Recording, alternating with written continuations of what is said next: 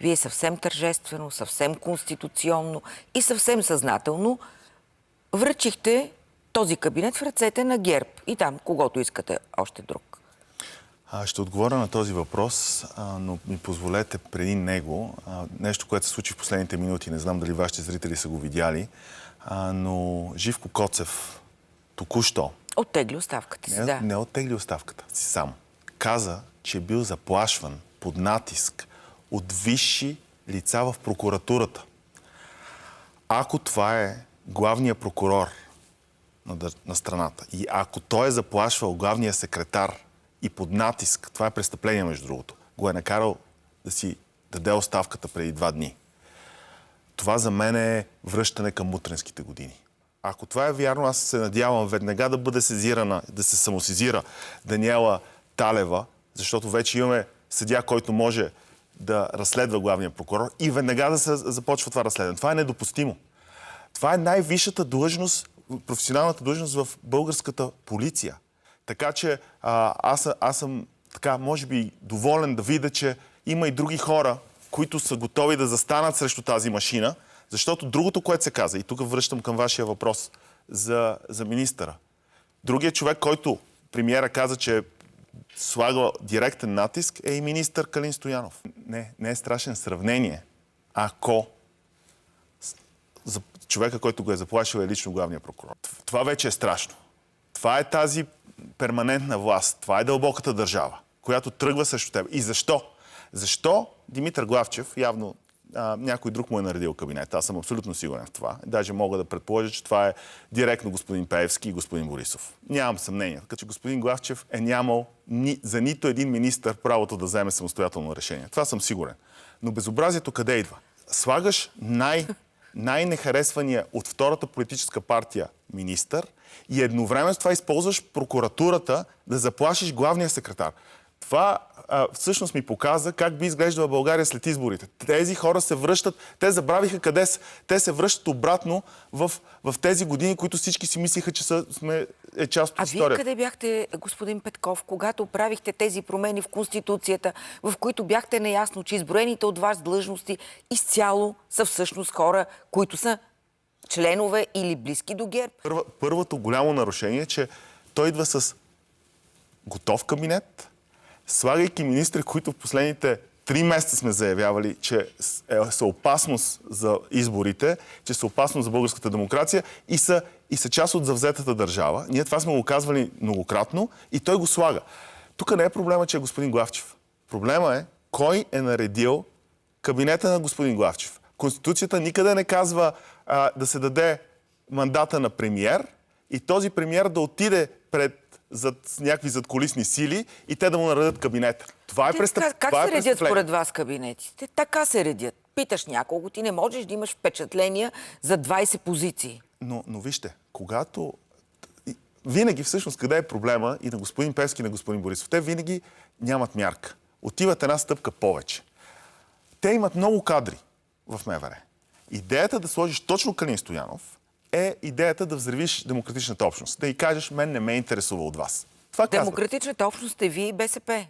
Не сме ние. Това сте демократични. Не сме ние нито БСП. Това са близо 1 милион човека, които искат европейското бъдеще на България. Това е демократичната общност.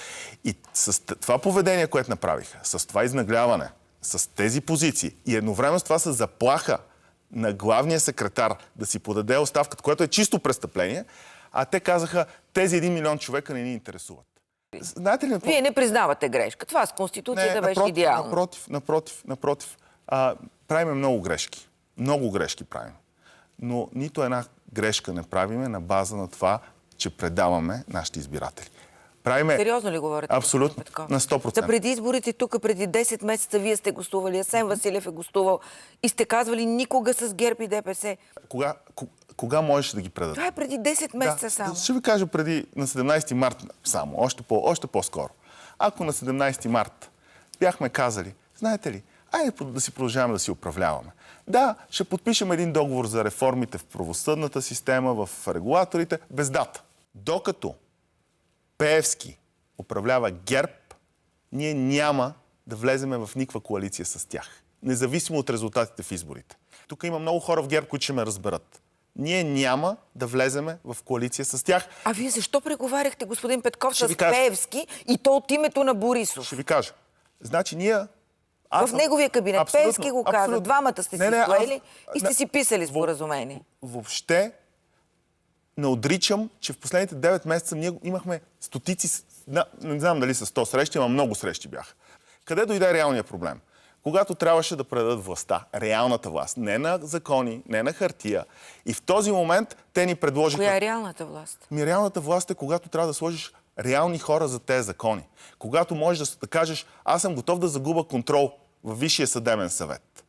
Аз съм готов да загуба контрол в регулаторите. През прозрачност. Знаете ли какво означава през прозрачност? Да направите един процес, в който влизате в този процес, пускаме всичките светлини, всички хора виждат какво се случва и никой от нас не знае как ще завърши този процес. Това е да загубиш контрол, но това е когато почваш да строиш институционалност. В момента, когато се стигна до този момент, те казаха няма да се случи. Да направиш натиск и заплаха на най-висшия полицай, професионален, това вече за мен е... Тук минаха граница. Заради тази граница ние разбрахме, че те не са научили никакъв урок. 9 месеца ни даде абсолютна яснота. Два са начини. Единия, да няма ексклюзивна позиция на никоя партия в никакъв договор. Второто, да се подпишат реформи, в които има реални дати, а не, може би, един ден. И третото, кой се появява на срещите, когато се взимат важните решения. Много е просто, съвсем практично. Добре. Те просто прекалиха Говорихте за натиск. вчера. Обаче, кажете, ви упражнявали ли сте натиск над министра на вътрешните работи Кирил Ценкин да ръководи щаба за изборите? Знаете ли? Да или не? Не, ще кажа много ясно. Аз съм говорил с Калин Стоянов и му казах, много е важно за следващите избори да имаме щаб, който да ограничи купения вод напълно. Което се случи след това, така изпълни всичките ни страхове с факти. Всъщност, купения вод, който се случи по време на местните избори, анулирането на 500 000 гласа през хартиената бюлетина, изпълни всичките ни страхове. И въпреки всичко... И въпреки всичко управлявахте с ГЕРБ и ДПС.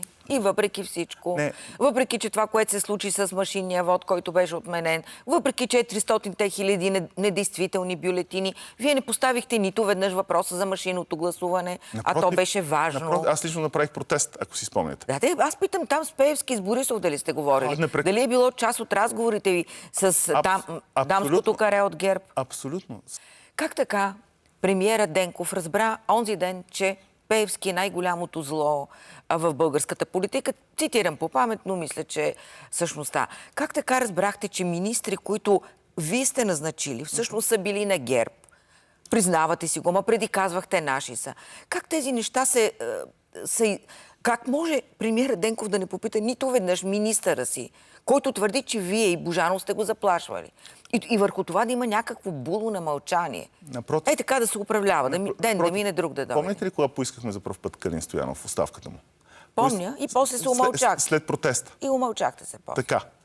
Знаете ли как се сменя министър? Сменя се с гласуване в Народното събрание. Ние веднага отидохме при ГЕРБ и им казахме, този човек трябва да бъде сменен. И те какво казаха? Няма. Не. Добре, ако човек няма доверие на МВР шефа, как управлява в тази ситуация? Защото сега имаше арести за контрабанда, се говори. Но при условие, че се твърди вчера премиерът Денков, че ДАНС покрива наркоканали, ако той го е знаел, защо не е сигнализирал? А освен това, каква е отговорността на МВР и на ГДБОП?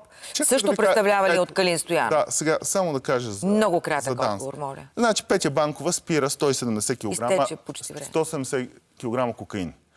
Уволнява пробити митничари, сменя ги и веднага и правят операция, специална операция, в която арестуват. Следващия момент решават, че цялото МВР ще бъде тяхно, отиват, заплашват главния секретар, използват прокуратурата, която е част от големия проблем в България и се опитват да завземат цялата държава, преди още даже да е дошъл мандат.